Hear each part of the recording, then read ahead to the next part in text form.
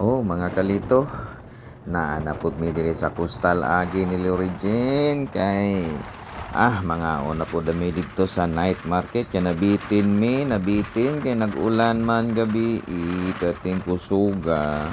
So karon na nami diri sa Coastal, mga kalito, tanawa ninyo kay ipakita na ko sa inyo ha inig-abot na mo dito sa night market og unsa kadaghan mga pagkaon.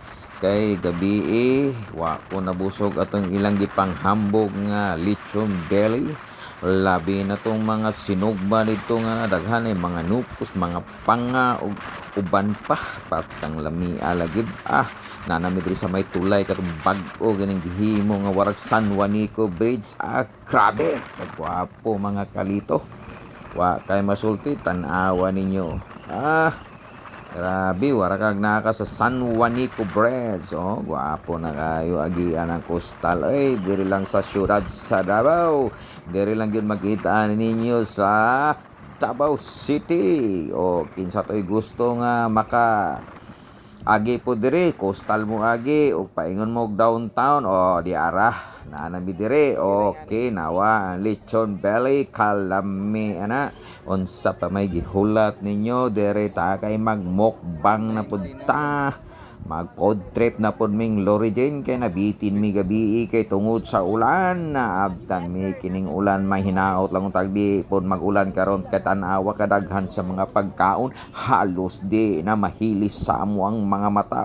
Tan-awa ninyo naatanan unsa pay gusto nimo, naatanan ang imong gusto. Mao nang order na magpaluto na tangi basig magulan na pud kay perte.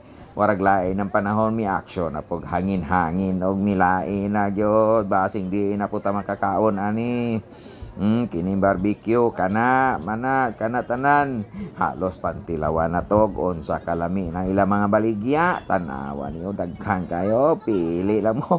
Tilawan na to na tanan isa-isa mag-order ta ng mga kalito kaya atong testingan na. Sa to'y ganahan og nakatuod diri sa night market, dali mo diri, abanti mo diri.